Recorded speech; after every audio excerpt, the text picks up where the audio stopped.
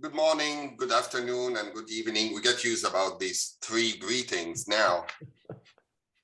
Our keynote speaker is Professor Michael Scott. Professor Scott is a professor of classics and ancient history at the University of Warwick, UK.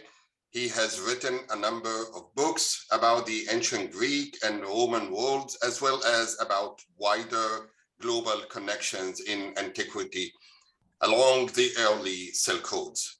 For his work, he was awarded honorary citizenship of Delphi in Greece. He is a National Teaching Fellow and a Principal Fellow of the Higher Education Academy and has taught in the US, Brazil, Greece, Italy, China, and the UK. He is also deeply committed to communicating his subject to the wider world and has written public history books, radio shows, and written and presented over 15 TV documentaries for National Geographic's ITV, PPC 2, 1, 2, and 4, and SBS. I would like to welcome Professor Scott to present a talk titled Seeing Tradition Afresh, the Ancient World in Virtual Reality. Welcome, Professor Scott. Thank you very, very much indeed for that introduction, Hisham, and to Mark, and to both of you, and to ISD more widely for the invitation to speak. Thank you all indeed, of course, also for attending today. I'm going to share a screen now, so you should be able to see my PowerPoint coming up with you in a few seconds. And as Hisham mentioned, the title today is Seeing Tradition Afresh, the Ancient World in VR. And we're going to be focusing very much on the ancient Greek and Roman ancient world as we move through this talk. Now, just as a sort of starting point for us, I think we're in the UK only too well aware of how much the ancient Greek and Roman worlds are all around us. We have a Prime Minister who never stops spouting about the ancient Greek and Roman worlds, but it's not just, of course, in the UK. Over in France, Emmanuel Macron likes to put himself across as a Jupiter, a king of the gods, bringing order and renewal to France. And characters such as Mark Zuckerberg have recently told the New Yorker about their fascination with the Emperor Augustus. And indeed, he's named one of his children August. So there we go. We can expect, now you understand Facebook like you never did before. But of course, the ancient Greek and Roman worlds are around us in more than just the personalities that talk of them. Think about the stars, the constellations, the moons, the space missions that have been named in honor of the ancient Greek and Roman worlds. The scientific elements like tantalum, niobium, titanium, europium. Think about the successful companies. Nike here, of course, their logo derived from the shape of the wing of the Greek personification of victory, Nike. And the European Union has, of course, at its heart, the ancient Greek myth of Europa, escaping on the bull that you can see here in sculptural form outside of the Parliament. Even computer viruses get in on the act. Think of the Trojan horse, the Trojan virus, and of course, most recently, Amazon's Alexa. Alexa, you might know, is named after the Library of Alexandria in Egypt, that font of all knowledge in antiquity. But ancient Greek and Roman worlds are not around us simply in what people talk about or in the names and objects that we choose to create and surround ourselves with. They're also particularly, and this is where our focus is today, obviously in architecture. One of my favorite buildings dating back to kind of the very early copying and kind of echoing of ancient Greece and Roman architecture. This is the so-called Temple of Philosophy at Hermonville in Oise in France. And it was built to be a ruin and to look like a ruin from the moment it was built, to copy that kind of picturesque idea that people had of the ruined Greek and Roman worlds. Perhaps the most bizarre example of this that I can share with you was from my hometown when I was an undergraduate student of Cambridge in the UK, where the McDonald's restaurant, no less, had inside it, in the middle of the McDonald's restaurant, a fake ruined ancient Greek temple that you had to progress through before you put your order in. But it's not simply McDonald's and other sort of luxury mansion homes with their large gardens that get in on the act. This is the Church of St. Lawrence, again in the UK, on Wickham Hill, which was created in the 18th century, a Christian church that was designed to be a copy of the Temple of the Sun from Palmyra in modern-day Syria. And then, of course, more famous buildings as well that have copied the ancient architecture with which we are very familiar. The British Museum in the top left and the Lincoln Memorial on the right, both based on the Parthenon from Athens. So we understand that echoing, copying the architecture of the Greek and Roman worlds is all around us, just as the ideas, myths, and stories are as well. How are we then, as a result, beginning to interact with the real ancient remains and ruins of these cultures in order to update them, to restore them, to recreate them, and thus to enable them to speak once more with us in the modern world? Well, one of the ways of doing that, of course, is to actually restore the ancient buildings themselves. Now, this is the Philippeion at Olympia, the ancient site of Olympia, restored recently by the German Archaeological Service, where they have tried to make it very obvious, as you can see here, what is both modern restoration and what is ancient original. But of course, the moment you start to interfere with the real ancient ruin, you are faced with a question: what to maintain and what to dispense with from buildings that often had a very, very long history themselves. In essence, you are having to choose a particular moment of that building's past to restore. And nowhere is this clearer than, of course, the Parthenon in Athens, the image that we're so familiar with in the top left, but that, of course, being a snapshot of one moment of the Parthenon's history from the 5th century BCE, at the height of the time of Athenian democracy, and eschewing and having not put back, and in fact having taken down, all the many buildings and edifices and add-ons that were actually part of the building in its later history. As you can see in the top right from one of the first accurate drawings of Athens in the late 18th century from Stewart and Rivette, you can see some of the buildings inside and around the Parthenon that were all later cleared away. And in the bottom center, you can see a very early drawing of when the Parthenon was both a church and then converted into a mosque. And of course, famously, it's also been other things such as a gunpowder store. Now, these sorts of issues have been looked at in papers already in this conference, such as the recent paper session on the baths at Ankara. But it keeps bringing us back to this problem of, if we are going to be in dialogue with antiquity, if we are going to see tradition afresh, how do we do that in the best way possible? Another classic example of this for us is, what do we do about the fact that the ancient world was brightly colored? Now, here we have, again, an image of an ancient Greek temple that has been recreated to add in a bit more of that color. And you see here on the right-hand side, the temple pediments, the sculptures from the Temple of a Fire at Egina, showing just how bright those colors can be. We're faced with a continual problem here, because our understanding of the sense of classical is based on it all being shining white marble, not very, very kitsch color. And how difficult this is for us to accept is exemplified by the fact that we've actually known the ancient world was brightly colored pretty much ever since we started discovering and excavating the buildings themselves. But we keep forgetting it, conveniently forgetting it, because it's just too hard to get our heads around. And as a result, each generation sort of rediscovers it for itself. And of course, we're faced with another problem, that we are never, ever going to add these colors back to the original buildings themselves. No one is going to authorize painting the Parthenon. So what can we do with those originals? Now, the Parthenon itself, as you may be aware, is in the process, and has been for many decades now, of being restored. That is to say that they are using every surviving ancient bit of the Parthenon, of the 5th century BC Parthenon, and where necessary, adding back modern blocks to complete anything that is surviving from the ancient world, and will slowly put that back in place. But this is not going to ever be, nor has it ever been wanted to be, a reconstruction of the full building in the 5th century BC or any other point. For instance, nothing of the roof survives of the Parthenon, and they will never ever choose to reconstruct any kind of completely modern roof for it.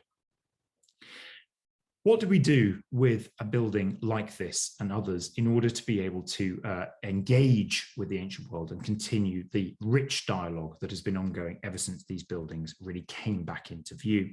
And it's here, of course, I think that virtual reality comes into its own. Now, of course, this story of adding a kind of virtual recreation of a building begins long back in my youth, where with those lenticular postcards that I was absolutely fascinated with from sites with which you may be familiar, where you could sort of move the postcard backwards and forwards and go from ancient ruin as it is today back to fully recreated original.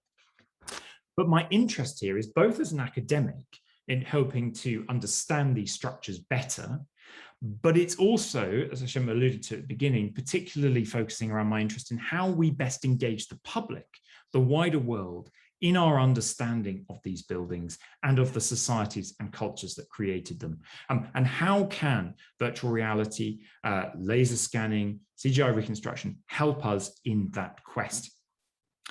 And how do we do that, particularly through the medium of TV programs, which, as Hashem alluded to, I've had some experience with over the last decade or so.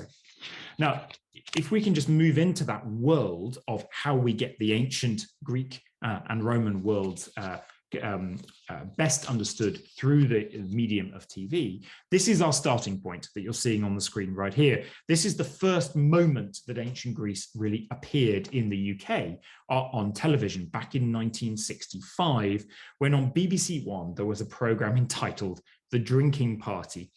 It was set at Stowe School, a very expensive private boarding school, which has a number of its own buildings built in the echoing Greek architecture, in which a number of its students, all male, sat in black tie, as you can see, served by waiters to discuss philosophy. It's not, if you're seeking to attract an ever wider public to appreciate and be interested in and understand the ancient world, I think you will all appreciate this is not a particularly helpful starting point. But things have, I'm glad to say, improved since then, with the ancient Greek and Roman worlds through the lens of TV very much being used to talk about the great legacy, right, of those worlds, whether it be in history, politics, culture, or indeed architecture, putting them forward as places for tourism and visits, places for dramatization, particularly of myths and stories. But what has become very clear through that process is that certain ancient worlds are easier to visualize on TV, and they are easier for public audiences to grasp and engage with than others. The Roman world, for instance, has a very, very strong visual image, particularly through its architecture. Think the Colosseum. Roman world, as a result, the public often thinks it's a bit like us today, but kind of with costumes of the Roman centurion. Think Gladiator, for instance. Equally, programs about Egypt are, again, have a very strong visual kind of identifier for the public watching. There would be pyramids or other kind of forms of Egyptian architecture. But the Greek world, interestingly, stands somewhere in the middle of those two and does not have as clear a visual architecture about it that the public can embrace and, as a result, populate and create in their mind's eye an idea of what the ancient Greek world was really like. Now, this is heightened as a problem because actually the ancient Greek world was not one single thing. As many of you may be aware, the ancient Greek world never existed as ancient Greece. It was in fact actually a smorgasbord, a tapestry, a quilt of over 1,000 different city-states, Athens being one of them, you can see in the watercolor here, that all did things in different ways and looked quite different. As a result, trying to sum up what ancient Greece is and give it a single visual image in people's heads is very difficult. It's also a place that is constantly torn between, on the one hand, it's a place of philosophy, isn't it? See Raphael's famous painting of the Vatican on the left, or it's a place of military warfare, isn't it? See, of course, Gerard Butler in his leather nappy in 300. As a result, it has been extraordinarily difficult through TV or indeed film to put forward an image of ancient Greece that can be accepted by the public audience and embraced and engaged with as feeling realistic. And that's why some of the most successful programs about ancient Greece have actually been shot either as fictional stories, so think about the Percy Jackson series, for instance, or indeed like 300 in superimposition chroma key technique that make them look like fantasy worlds. They're not trying to be real. From 2014 onwards, I was involved with the BBC with a series called Invisible Cities. And this was a new attempt to try and make particularly ancient Greece feel much more engageable with and realistic for the viewing audience. Now, initially, this was laser scanning of the ancient ruins as they survive today, coupled with colored photography that was then laid over the top of the laser scans to allow for a visual image that could then be interrogated from any direction at any level and level of detail that we wanted to. This was brought in from a TV perspective, just to make looking at ancient stuff more interesting, and also to offer the sort of fun and excitement of digital creation. Although the TV companies very soon realized, as many of you will know from doing laser scanning, that laser scanning is not a very exciting thing to watch in any way, shape, or form. It involves just sort of pressing a button and waiting for quite some time. But as the tech evolved, what we were able to do with those laser scans was then convert them into virtual reality worlds that we could then populate and enjoy inside the TV documentary itself, and also, as we'll see, offer those three virtual reality worlds to the public to then explore on their own. So what I want to focus on for the rest of this paper and show you some clips from those programs, as well as is talk through the different advantages, as well as some of the difficulties that we have found over the last sort of several years, that this kind of approach brings us, particularly to the problem of giving people a handle on what ancient Greece was like and getting them to see it from different perspectives. And then at the end, hopefully it will widen out to what I hope this technology will be able to do in the future for enabling people to really get to grips with ancient Greece and more widely different ancient worlds as well. So we're starting back with the Acropolis in Athens and with the Parthenon, but not solely with the Parthenon, actually with a rather curious little building to its right that many of you will be familiar with, the Erechtheion. What we're going to have a look at first in terms of the clip is what was filmed for the documentary and we called a scan review session. So this was where post the laser scanning and the laser scanning recreation of the environment, and what you're looking at here is captured both by stationary laser scanners on the ground, but also drone scanning as well to be able to get the aerial imagery and put together for us then to explore using simply a computer. We're not yet in virtual reality in any way. So let's have a look at this clip and then we'll come back to think a little bit about what it gives us. And now they're ready to show me the first scans of the Acropolis. Good to see you. I can't wait to see Athens in all her glory, and particularly the Acropolis. Yeah, we'll take a seat, and here we are. You can take this kind of helicopter ride around the site here. Yeah. Of course, our eye is immediately attracted towards the Parthenon, the glory piece of the Acropolis. And there it is, the eccentric little brother of the Erechtheion, that kind of weirdly designed building sitting next door. Let's take this model apart a little bit. So we're gonna take the Erechtheion away. We'll just be left with the foundations and the marks on the ground, I guess. And here we are. We take ourselves back in time to before that building was even there. What we're left with is this piece of quite undulating terrain, right? This is not a flat site here. From the south side to the north side, you can see there's this big drop in terrain here. This is over 3 meters. So the site is pretty constrained. So it's got difficulties of terrain. What about also the pre-existing sacred locations and places that we know are littered around here? So the first of those is this strange little hole in the ground, actually, here. Well, I mean, the ancient sources talk about it as Zeus's thunderbolt. There are moments in time and there are specific locations that are really attached to the ground itself. Let's take this little sacred moment on the ground and let's bring in some of the architecture. So we've just popped the north porch on in a matter of seconds, but we can see this hole in the ceiling that is directly above, and it frames this patch of ground with this sacred hole in the middle of it. It's how the Athenians would have thought about what they were building, that it was visible to the all-seeing gods. But there's something stopping them extending the building. Yeah. It's the olive tree. It's the olive tree. What are you going to do about that? You can't move this olive tree. Supposedly Athena's olive tree. You're going to have to work around it. Yeah, and I mean, we do this nowadays, right? We have tree preservation orders, but you're not touching this. This tree's not going anywhere, no. We take a sneaky peek beyond Athena's olive tree. There's another sacred site. And so this is the caryatid porch, isn't it, that's sitting over the top, we think, of the tomb of Kekros.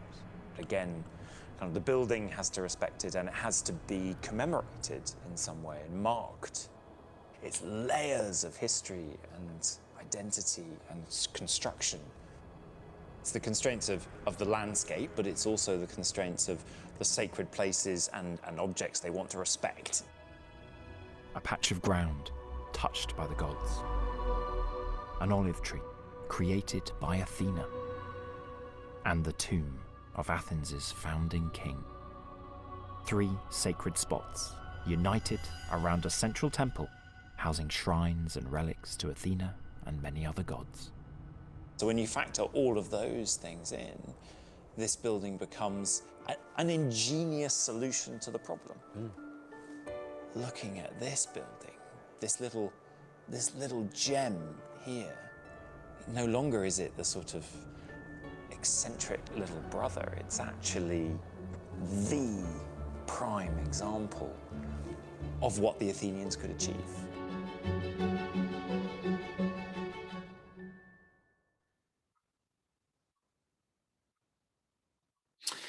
And so I must say that all of these clips and all the laser scanning was done, as you can see there, by ScanLab projects, particularly Matt and Will, who you'll see assisting me through the different clips will show you. And so a shout out to their incredible work through the Invisible Cities series.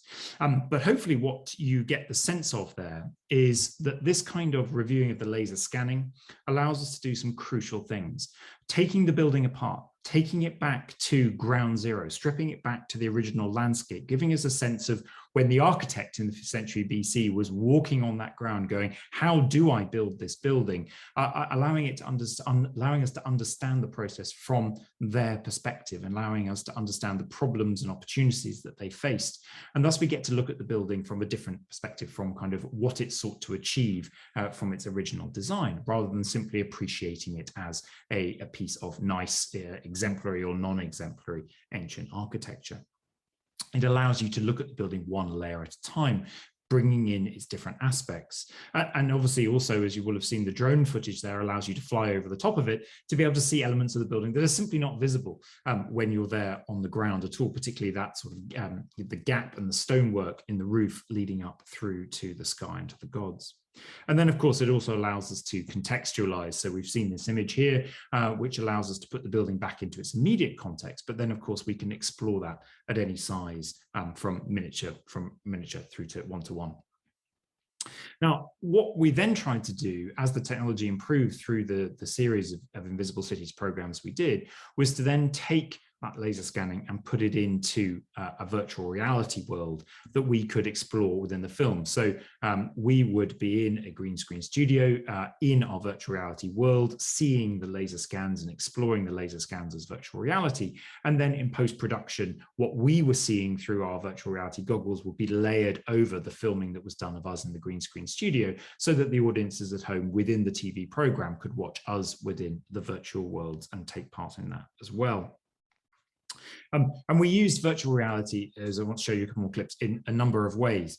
The first was to particularly break the laws of physics and fly around through and between rooms within buildings. But this gave us a number of advantages. So I want to show you again a clip of the Erechtheion building, the same building we saw before, and show you kind of very briefly what we sought to do with it in virtual reality. Whoa. You've got us flying through the air. Yeah. So now we can just drift around the Erechtheion. We've just been through the door. We're kind of flying. Hang on a sec, Matt. We're going to a wall. There's a wall. Whoa, whoa, whoa! We just went through the wall. Why not, hey? And here we are. Oh, wow. What a view. Yeah, you wonder what they've been staring at for the past 2,500 years. just step up on there and give him a So hand. if I try to...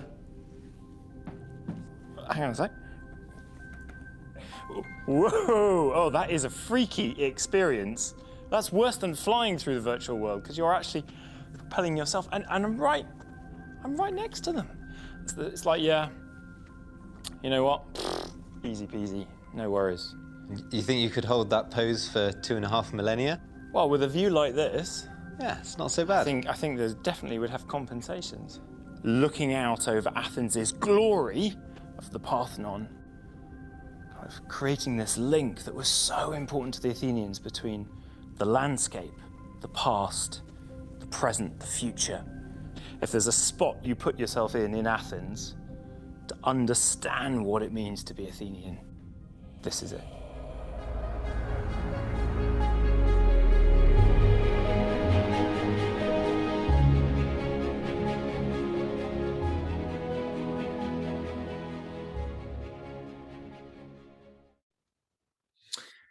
The value there of that point about being able to stand in that spot is emphasized because in actual reality, on the ground, one can never get permission as a tourist or indeed for filming to stand within the caryatid porch of the Erechtheion. It is simply off limits. In fact, it was indeed off limits for us to film from there anything. So the only way in which one can experience that particular viewpoint is through creating a virtual reality world using scanners set up at different locations, which then can be populate a virtual reality world for you then to explore.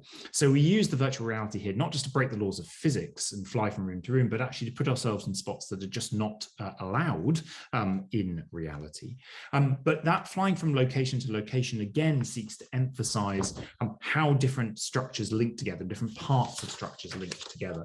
And when we were filming Invisible Cities in Venice, this became incredibly useful in a very, very complex structure like the Doge's Palace, for instance, where in virtually flying between floors of rooms, you could actually show the very, very close location of rooms that had very, very different public and private purposes. One of the things that the virtual reality kind of gimmickry here that we're using, and obviously kind of this is meant to be a TV program, so it has to fundamentally entertain. This program was made for BBC One and BBC Two, where the kind of three mandates are to entertain, educate and inform, with very much entertainment being at the top. You could use this kind of technology to both give people views that they couldn't otherwise ever possibly have, but also then to situate buildings within their wider context. I want to offer you that here, moving to Istanbul, where we were at Hagia Sophia, and you can get a sense of how we try to relate the monumentality of Hagia Sophia to the surrounding landscape. Whoa, we're flying through the air. The detail of the roof is beautiful. Oh my Lord, here comes the roof. Oh, whoa, okay, slow down, slow. You'll be fine. We're getting really, whoa.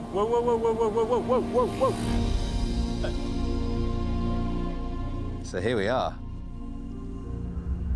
And there, oh my God. We're on the top of the dome. You are standing on the millimeter thick skin of the top. You can just walk. Yeah. I feel like I want to walk really gingerly. Yeah, just in exactly. case I fall back through. And there may be some sort of edge anywhere. And there, God, you can see the lumps and the bumps right there. There's a massive lump. The imagery there that was allowing us to give the context of particularly Sultanahmet area of modern day Istanbul was created through helicopter rides over that part of the city using the laser scanning equipment to laser scan as the helicopter flew backwards and forwards in a grid system that could then be added to the laser scanning that was done of Hagia Sophia itself. And then, of course, the advantage here is that you can then take the virtual reality imagery and change it to any scale, allowing you to explore very, very large structures, but actually all within a view at the same time. And this is what we sought to do in Invisible Cities Cairo, where we sought to show off the extraordinary internal architecture of the Great Pyramid. We went right down, didn't we, to the subterranean chamber. Hang on a sec. They are absolutely aligned, aren't they? And when you think about them doing this 4,500 years ago, that is phenomenal.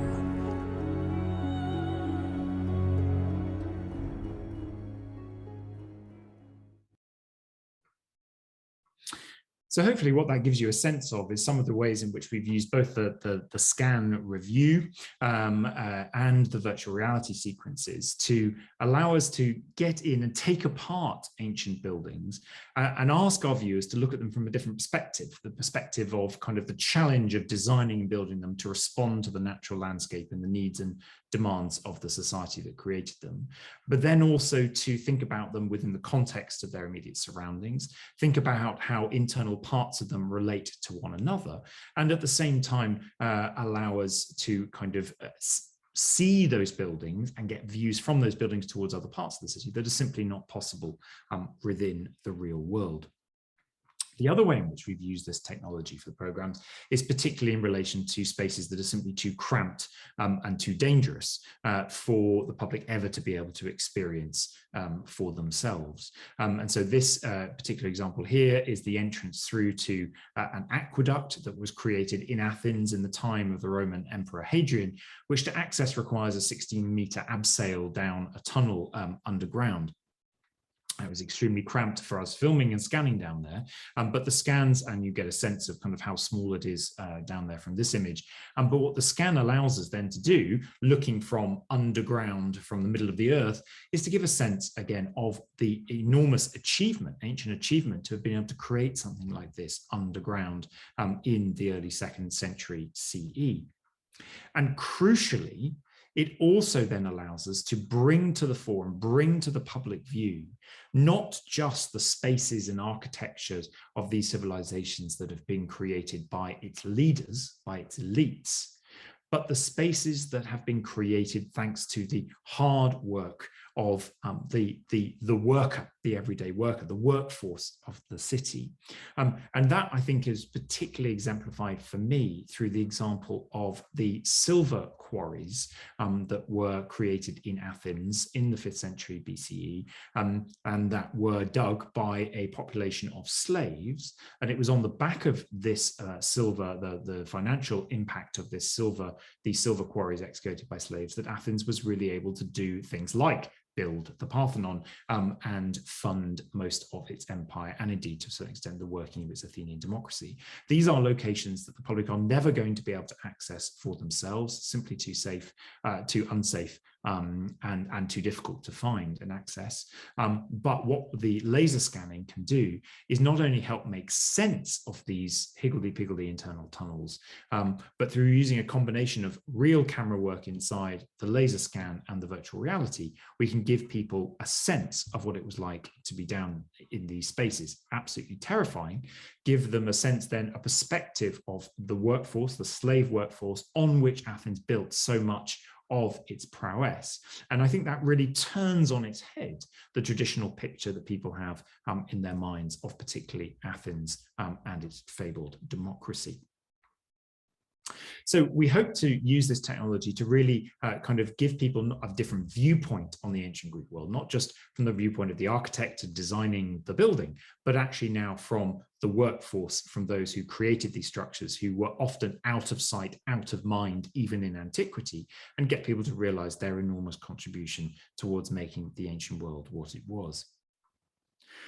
We also then want to move on and start to use some of these 3D, kind of the laser scanning 3D visualizations combined with virtual reality, and indeed also then kind of offering a more traditional CGI laid on top of that to start to show how cities evolve over time in antiquity. This next clip is looking at the ancient city walls of Athens that were created, and you can see bits of these walls still today. Here we start in an underground car park in Athens where you can see parts of these walls, but then move out using a combination of the laser scan and CGI to give people a sense of how those walls developed over time within the city. Our scans and graphics show that these walls, concealed within the modern car park, were parts of a series of building projects that would transform Athens.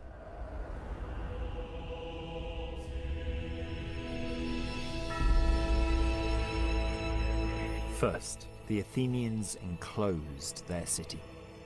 Then, almost 10 kilometers away, they fortified the port of Piraeus. And then, they linked the two with a fortified corridor that ran all the way from the port to the center of Athens, a system of long walls, almost 150 meters apart and estimated to be 3.5 meters high.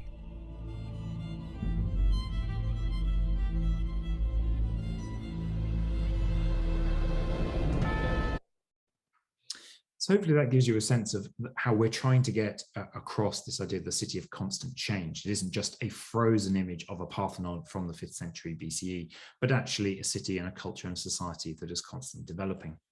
And so outside of the program, we also wanted to give power to the audience and the public to explore that city through these laser scan recreations and virtual realities. And this is what was accompanied the series through the BBC website and Facebook pages, which was what we called Athens 360. And these were a series of actual YouTube videos, and you can follow the link and we can post this to you elsewhere, of laser scanned virtual reality tours that were semi-guided and narrated and authored by me. So you get to hear about some of the buildings and some of the locations, but at the same time, you were able to move, using your mouse, you were able to move around and look at these worlds that were being explored from any angle that you chose to do so. So we were allowing the public participation and engagement in discovering for themselves what they were interested in through the ancient world, through a series of kind of semi-guided virtual reality films. So where does this technology need to go next? Well, for me, I think what we still have to tackle is being able to give a sense of that building changing over time. So going back to those images of the Parthenon, stripped back now to the 5th century BCE, but obviously with a very, very long history in which it has been a palace, it has been a Christian church, it has been a mosque, it has been a gunpowder store. How do we, starting from the ancient remains as they are today, laser scanning them, move that on to show the building changing over time and all the things that it has been in between the ancient world and today. This gives you a very brief idea of how we tried this in Istanbul, at least to recreate something more than was actually there, give a sense to the public of what it was when it was in its heyday, but again, doesn't then go on to show how the building morphed over time.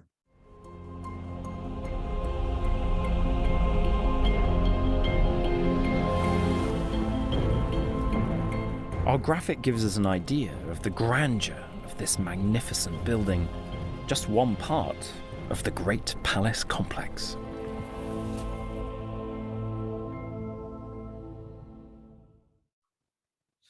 And of course, this will then come up against the sort of problems that have been discussed in other papers already in this conference, for example, the Egyptian labyrinth, of where there is no agreed image of what the building looked like in antiquity. How do you then go about restoring it when there are multiple potential competing versions of that building at any one time, let alone over time? But I think here that the virtual reality laser scanning combined with virtual reality and CGI can offer as a solution here, where we can start to explore different avenues and options. And then, of course, we can lay on ancient color. We can put back not just the color that's there today, but actually start laying on top of that how colorful the buildings would have been in antiquity without having to do anything to a real building. And the next step on from that, of course, is to then turn this into a real experience visit to a particular moment in time when that building was in use. And I'd point you here towards the fantastic work that's being done by Emory University and the New York Institute of Fine Arts that have created a virtual reality experience of what it was like to be initiated into the sacred mysteries on the island of Samothrace, going through and engaging with the architecture at the point of initiation, which happened at night, and going through some of the buildings and architectural experiences. It's very well worth having a look at their work, as they really are kind of taking the major steps forward in this area. And then, of course, eventually it would be great to be able to integrate this technology to have it in your pocket on site, so that when tourists do, hopefully inspired by these programs, go and visit whatever ancient site it may be, they can then, through an augmented reality on their phones, engage in some of that work while they stand there in front of the original. The goal here then, as we've been discussing, the end goals for me of what this technology can do, particularly in relation to how we communicate the essence of the ancient world through the medium of TV, is to get people understanding the realities of the ancient world, think about the changing natures of ancient structures in antiquity and the lived experience of those structures, help people see those worlds and that architecture from a multitude of different viewpoints of those who lived in antiquity. So everything from everybody from the architect to the workforce to the elites who use them, etc. And then start to make clear the active choices that people in modern eras have made in preserving certain elements of those buildings for us, and equally those who have emulated them, copied them, and been inspired to create modern series of architecture, what they have chosen to incorporate and what they have equally chosen to ignore. And that work, of course, continues to be incredibly important as new players continually come on to the stage to take up the legacy of the ancient Greek and Roman worlds and use it for their own. And I leave you with this image. I was actually flabbergasted when I turned up to teach in Beijing in 2018, that this was the image that greeted me at Beijing Airport, in which the Beijing Academy of Fine Arts was shown to be copying ancient Greek and Roman sculptures. You can see here are caryatids right from the Erechtheion and the statue of Nike from Samothrace there in the middle. There is actually a very, very interesting dialogue going on right now between China and particularly Greece, as China seeks to equate ancient Greek culture and architectural and philosophical achievements with those of their own ancient cultures, and a real love affair going on between modern Greece and China, of course, connected to China's One Belt, One Road initiative, with Greece being the dragonhead of that initiative, with the Piraeus port of Athens now being majority owned by China and being their entry point into Europe. So we will see, I think, no doubt, not just in the traditional areas of the Western world, but increasingly in all parts of the world, efforts to incorporate and echo the ancient Greek and Romans. And hopefully these new technologies will allow us to both inform that discussion and enable the public to be able to engage with it from a knowing perspective. So thank you very, very much indeed for your attention for this talk. And I look forward very much now to hearing some of your thoughts and questions.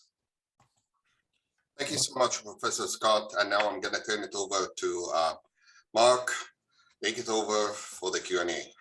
All righty. Well, thanks, Michael. Really dramatic imagery and fantastic production value.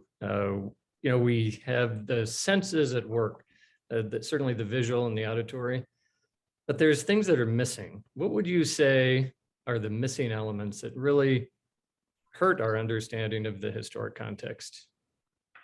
I think that's a really good point to start on. And where can we go next with this? I mean, one of the things to make it that full lived experience, obviously, is we want to start adding in more of the auditory, right? At the moment, we're hearing kind of modern commentary. We're not hearing any of the kind of ancient sounds that would have kind of populated these buildings, or indeed how the architecture affects the carrying of sound. So it would be good to be able to start thinking more about that. The auditory soundscapes and landscapes that were created by these structures, but also could we go as far as adding in the smells perhaps as well, and starting to really offer a lived experience here for viewers to engage with. Now, through TV, through the medium of the TV program, that's going to be quite hard to do, I think, with the way technology works at the moment. But actually, obviously, of course, those kind of full lived experiences as virtual reality worlds can be engaged with if you go to specific virtual reality cinemas and kind of other sort of environments. One in Bristol here in the UK, particularly Luminar Immersive, is kind of really pushing this forward as kind of that all sense experience, not yet of the ancient world, but certainly of kind of different worlds that it's so far created. So we did a LiDAR scanning and similar work at the oldest continually operating military base in North America. And it was very challenging, clearly, to get into every space. So there's a lot of interpolation there. So what have you seen in your experience? How do you deal with the interpolation, the data errors, the places you cannot access to make it still as real as possible? I mean, I think in some ways it's been a challenge, as you say, to get the necessary access. And you saw kind of there on the Acropolis, where in fact actually the scanning enabled us to then sit in or stand in virtual reality in a location that we couldn't physically put ourselves. So there we thought it had really paid off and there'd been a massive success. But obviously, of course, there is a good degree of interpolation to work with. I think it depends a little bit on the necessary scale that you and level of accurate detail that you need here. If one is considering wanting to work with these scans for the purposes of kind of very, very fine detailed examination of spaces for academic purposes, then obviously that might be an issue. We're less concerned about that necessarily when we're trying here simply to engage with an audience through a public audience, through a TV program that kind of may have absolutely no previous knowledge of this world whatsoever. And the key goal by the end of the program is to leave them both entertained, but also somewhat informed and keen to learn more. So kind of that sort of bridging the gap issue was not so much one that we had to face and grapple with in the program, but it would be an issue, obviously, if you then wanted to take those scans and use them for kind of much more deeper, more intensive academic research. Well, we have some questions in our QA box. I'll read the first one from Stuart Birch. Professor Scott, you said that no one is ever going to color the Parthenon or rebuild the roof, but how do you know that? The generations to come might have totally different values than today. Maybe these new players will even see the benefit of valuing the present and ditch our obsession with a highly selective past. So question and comment there. It's a very good question, and to a certain extent, I very much hope that might kind of be the case. My suspicion about the idea that the Parthenon itself will never be given a roof is that kind of it is at the moment, I think, inconceivable that the Greek authorities would want to go that far with this monument, and particularly in terms of the re-addition of colour.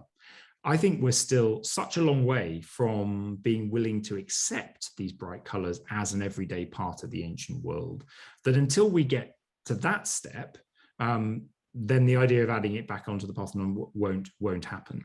So absolutely, I can't ever say never, but I can't see it happening anytime soon. Mm-hmm. Great. From Andrea Moneta, many thanks for your brilliant lecture, really interesting. I'm currently dealing with a research project at Nottingham that involves AR to reveal intangible heritage. And I'm aware that there will be a digital divide in the audience where elderly people could not be able to engage with this technology. Is broadcasting virtual reality on television the only way to fill the gap? I think that's a really interesting point, isn't it? I mean, you know, we're all too familiar, aren't we, with the demographics of those who are engaging with and using VR, both in terms of age, but also, interestingly, gender. I think that we do need to kind of work hard to push back against that. I think the inclusion, as I outlined, of virtual reality experience through the lens of a TV documentary that's being watched on a mainstream British broadcaster channel allows for a wider audience reach. In fact, you know, actually the BBC's fairly open about this, that its average viewership of BBC One and BBC Two is much older than you might think. Actually, their average viewers are in their 50s. So kind of in that sense, the BBC would love to be pushing out to the younger audience that normally attracts virtual reality, and actually engaging with virtual reality in the TV program probably for the BBC was intended to get that younger audience to come to the TV channel in the first place, rather than necessarily bring virtual reality to an older audience. But I think that's where also the kind of the Athens 360 videos that we spoke of allow a little bit of bridging of that gap, that you're then kind of asking and pushing the older viewership who aren't necessarily comfortable with full virtual reality just a couple of steps further onto that sort of semi-guided virtual reality tour through YouTube, which is a more manageable initial experience, and which, again, as with all of these things, is intended to act as a hook to then hopefully encourage people to explore further.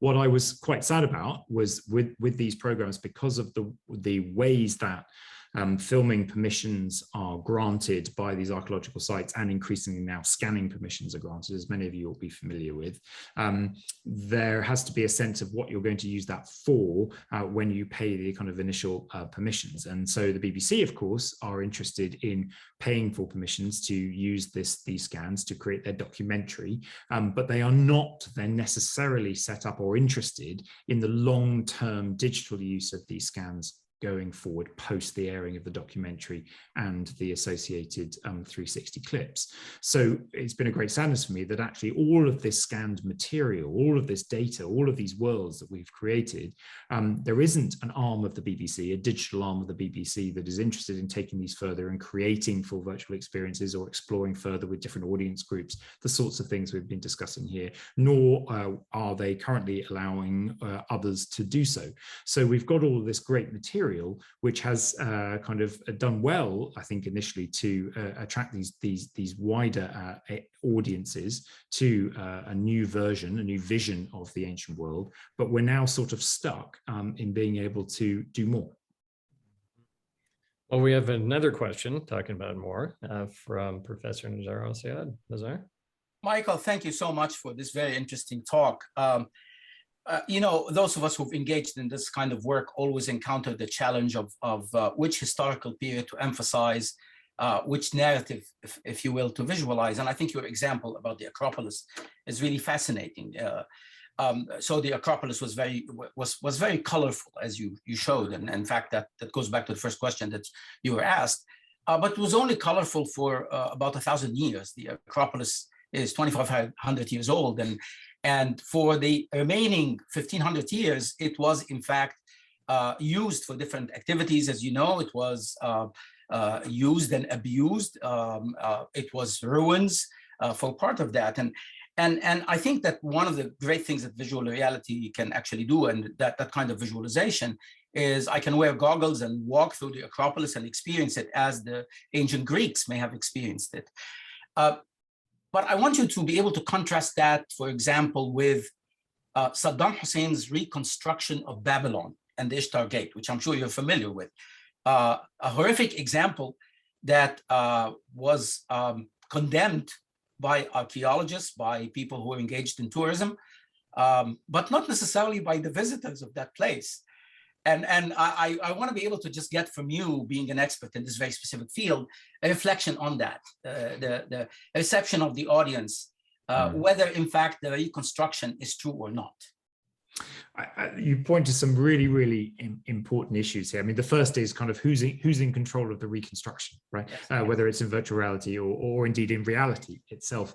And those similar arguments that have happened over what happens on the Parthenon, on the Acropolis for real, will of course need to happen over any kind of virtual recreations of the Acropolis. And I point to the fact that actually just this year, those in charge of the Acropolis today have got into a lot of trouble because they've sort of put in a new concrete walkway that goes from the Propylaea, the monumental entranceway, through up towards the Parthenon, which has absolutely divided opinions both for and against as to whether they like it or not. Now, again, we can imagine similar and important similar processes going on, contesting any kind of virtual realities that are created, particularly where we're not sure about what that might have been like. And in my sense, that's why actually starting with the laser scanning of the reality on the ground as it is very useful. And any attempt then to recreate from that perspective, from that point onwards, should, I think, always be slightly differentiated, like it is when they're actually reconstructing buildings today. I mean, the way they're reconstructing the Parthenon, from a distance, you won't be able to see what is ancient and what is modern, because they don't want the Parthenon at the center of modern day Athens looking like a multi-colored Lego kind of model. But when you get up close, you are able to distinguish between ancient and modern kind of additions and realities. So I think that would be an important element of any virtual reality reconstruction as well. And I think we need to have those continuing debates and discussions over what those are like. In terms of what the public will then want and enjoy and accept, I think this is fascinating, particularly in relation to ancient Greece. As I was putting forward in the talk, there's a real problem that ancient Greece hasn't got that visual imagery that the public easily can grasp and get its head around, whether that's right or wrong. The image that the public have in their head of Rome is terrifyingly attractive and very misleading all at the same time. And yet we need to engage with that as kind of specialists who are interested in the ancient Greek and Roman world in order to encourage the public to continue to take interest in the ancient world and to want to study and know more about it. And so we're dancing with the devil, I think, in that sense, that we need something that the public can get their heads around and engage with and accept, preferably something better than Gerard Butler in his leather nappy in chroma technique in 300, yes, but which we'll have to accept will probably have some misleading or not quite technically correct elements to it. I think what we've tried to do in the BBC programs is, and this is where I think TV coming together with academia can do so much, is that having the input always of scholars in the field in the programs themselves allows at least some of the errors that would otherwise creep in to be stopped at source. And so I think this model of kind of the TV production companies working with academics across universities to produce the programs in the first place is at least one step towards mollifying that threat. Thank you. Great. Gamal, you've had your hand up. Go ahead, Gamal. Yes, thanks, Mark. Sorry. Thanks, Mark, and thanks, Michael, for always fantastic presentation. We appreciate the virtual reality and we appreciate the laser scanning and we always respect the new knowledge that's created. But I will pick on one thing, which is really focused on the purpose of it. At the start, you mentioned how it's incredibly important to have the image to allow us to understand and analyze, and now with the laser scanning, decompose historic sites and try to understand it more. But from the other side, an argument saying that it's another piece of archaeology, just a bit of visualization of really well-studied, well-analyzed historic artifacts or sites. Yet the public, as you mentioned, yet to see what kind of new knowledge is created. So in your view, you mentioned about this will help us to understand and link the past to the present and to the future. So if we link this to knowledge creation, what do you think that the new knowledge creation that help us to understand the civilization better, and how this will inform our future? How this link could work in your view? I mean, I think that's a great question. Thank you, Gamal. And for me, the big revelation coming at this, so coming at this as a scholar and a specialist in ancient Greek and Roman architecture and art, and then being confronted with the possibilities that have come through laser scanning and virtual reality to visualize that world. The big revelation for me has been in terms of both how we can connect spaces visually. I may know in detail a particular space and know all of its ins and outs from studying the archaeological records, but actually there is still an element of new knowledge and understanding to be gained from being able to walk through that space within 3 dimensions, within a virtual reality, and be able to study it and understand it from different aspects and visual and spots that are just not possible in reality. I had never stood in the caryatid porch looking out across the Parthenon at the Parthenon before and appreciated that visual connection between those two buildings in a way that I'm sure the ancient Greeks constructing it and who were using that building were able to do so. So I think there are kind of advantages that come simply from being able to experience the buildings like this.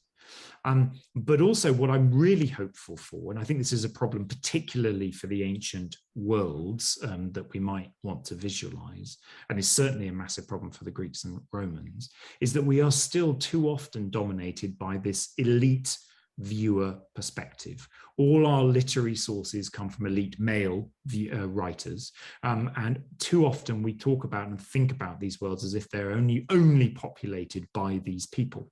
Now, obviously, we've taken strides towards trying to course correct that with thinking about different viewpoints. But I think I see this as another tool in our armory to be able to do that, and particularly to start thinking about the experience of the ancient world from different levels of society, as I tried to articulate in the talk, you know, from the slaves upwards through the whole kind of continuum of ancient society. So that for me would be the real hope, that is what is the new that these kind of approaches will bring. Yeah. Thanks a lot, Michael. Perfect. We have one more question, if you don't mind, Michael, and it's from Montira Unicol-Horangura, who's the IASTI Vice President. Montira, take it away. And this will be our last question.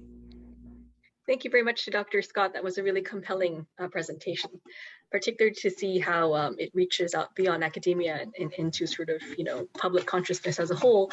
My question to you is about platforms like Google Arts and Culture, and how they're changing practice in the AR and VR space for cultural institutions, for digital practitioners, but also for members of the audience, both in negative and positive ways. I wonder if you could comment on that.